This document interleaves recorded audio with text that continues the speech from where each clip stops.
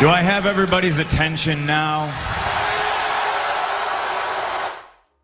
Nous parle 4, aujourd'hui review de SmackDown Live, SmackDown du 2 juillet 2021. Et avant de commencer la vidéo, j'aimerais m'excuser par rapport à l'absence que j'ai eu, ça fait quelques temps que je suis un petit peu absent, parce que la vie a repris son cours, et etc. Et les contraintes de la vie aussi. Donc maintenant je suis de retour et les vidéos sortiront en temps et en moment voulu. Donc on commence directement avec Edge qui est sur le ring et qui nous dit qu'après WrestleMania pour lui aurait dû être un aboutissement de 10 ans d'histoire. Après avoir laissé le titre vacant il y a 10 ans, WrestleMania aurait dû être un aboutissement de son histoire, mais il n'a pas réussi. Il a regardé le match ensuite, il a remarqué que Reigns était complètement absent, mais ce qu'il craignait, c'est que Daniel Bryan lui coûte le titre, et c'est ce qu'il s'est passé. Il dit que le Edge de 2006 se serait plein, mais qu'on est en 2021, il y aura toujours des obstacles, sinon il ne serait pas là aujourd'hui. Il dit qu'il sait qu'il peut battre Roman Reigns en 1 contre 1, il veut montrer une image.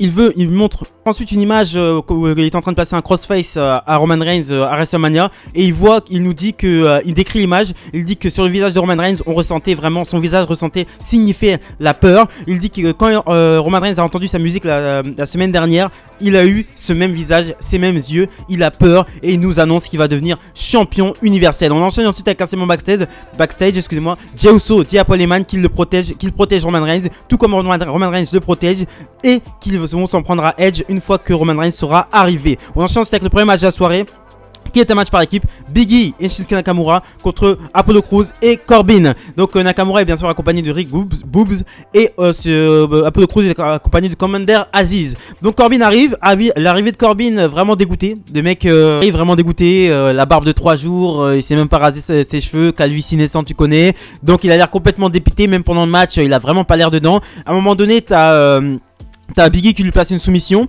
et t'as Rick Boobs qui montre une image de la Jeep de Corbin qui se fait embarquer à la fourrière, ce qui déconcentre Corbin, et Corbin se prend un big ending de la part de Big E pour la victoire. On enchaîne avec Bayley qui arrive sur le ring et qui nous dit que sa victoire contre Bianca Belair, sa défaite, la victoire de Bianca Belair à Hell in a Cell était de la chance. Elle dit que Bianca Belair est forte physiquement, mais que mentalement une défaite devant son public ne sera pas bon pour elle.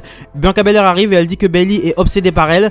Elle l'a battue plusieurs fois et elle est encore championne. Elle nous annonce qu'à Money in the Bank, elle remettra son titre en jeu dans un I Quit match. Bayley rigole. Elle dit qu'elle n'a jamais abandonné de sa vie, et elle dit que si elle abandonne, elle quittera SmackDown et même voir la WWE. Donc elle accepte le défi. Bianca Belair rigole et elle dit qu'elle a hâte de lui faire dire I quit. Donc la rivalité entre Bayley et Bianca Belair qui me saoule se conclura, j'espère, à Hell in a Cell dans un I Quit match. On enchaîne ensuite avec un Last Man Standing match qui a été annoncé la semaine dernière pour les qualifications du MITB. Kevin Owens contre Sami Zayn, rematch de Hell in a Cell.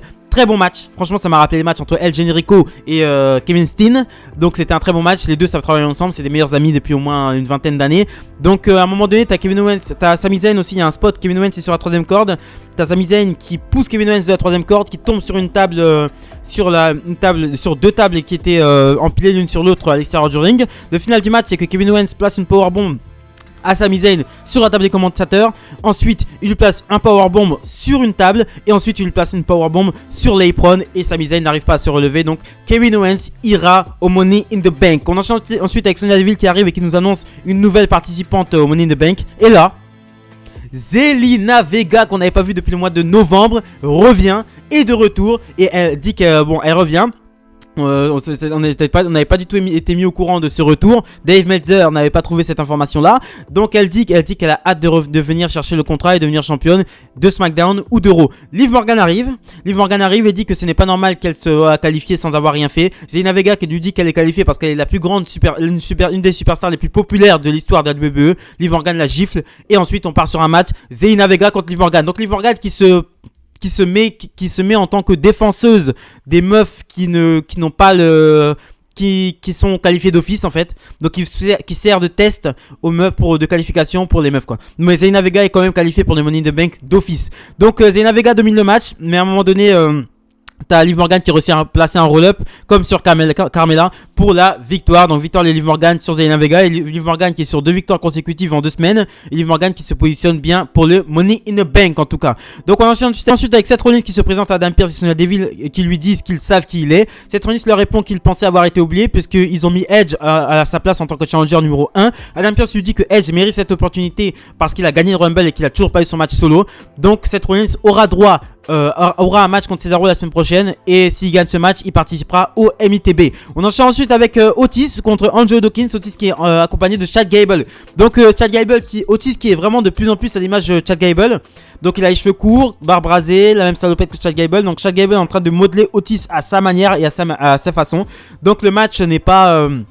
c'est une démonstration de force de la part d'Otis qui finit Angelo Dawkins avec 2 splashs, un splash normal et un Vader Bomb pour la victoire. Donc nouvelle personnalité pour Otis, très intéressant de découvrir là où ça va nous mener. Et j'espère que Otis et Chad Gable iront chercher les titres par équipe parce qu'ils méritent vraiment les titres par équipe et ils commencent vraiment à devenir archi intéressants. On enchaîne ensuite avec le segment final de ce show.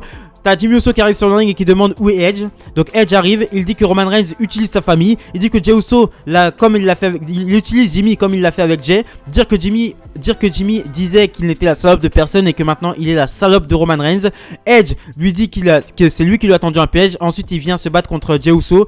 Il prend le dessus, mais Jey Uso réussit à lui mettre un super kick. Mais Edge reprend le dessus et place un crossface sur Jimmy Uso. Et ensuite tu replaces un spear. Et ensuite tu replaces un crossface avec le cran d'une chaise pour conclure ce show. Et la semaine prochaine nous aurons Seth Rollins contre Cesaro pour les qualifications pour le MITB et Nakamura contre Corbin pour les qualifications pour le MITB aussi. Donc bon, c'était pas le meilleur SmackDown du monde hein. Par contre Kevin Owens contre Sami Zayn c'était de très bonne qualité. Mais ça continue, on continue à avancer dans les histoires. Moi ça me dérange pas que voilà. Mais ce qui me dérange c'est qu'on n'a pas eu de match de qualification cette semaine. Si on a eu Kevin Owens contre Sami Zayn. Mais voilà, bon, moi j'aurais bien aimé que ça ils mettent vraiment les matchs de qualification sur 2 semaines. Et ensuite après on a des face à face entre les personnes qui participent au MITB. Mais ce n'est pas grave. De toute façon Money in the Bank était un de mes shows préférés. Le retour de Zelina Vega qui fait extrêmement plaisir. Par contre sa coupe de cheveux c'est vraiment pas possible. En rouge comme ça j'aime pas du tout, on dirait un tie and dye complètement raté. Mais voilà, ça fait plaisir de voir Zelina Vega. On espère, on croise les doigts voir Aleister Black dans quelques temps. Voilà, parce que les deux sont mariés et Aleister Black a été foutu à la porte alors qu'il avait un nouveau personnage extrêmement bien écrit. Donc voilà, j'espère revoir Aleister Black et bienvenue à Zelina Vega dans le roster de SmackDown. Abonnez-vous, likez, commentez, partagez, extrêmement important pour développer cette chaîne. On va devant les 350 abonnés avant la fin juillet les amis.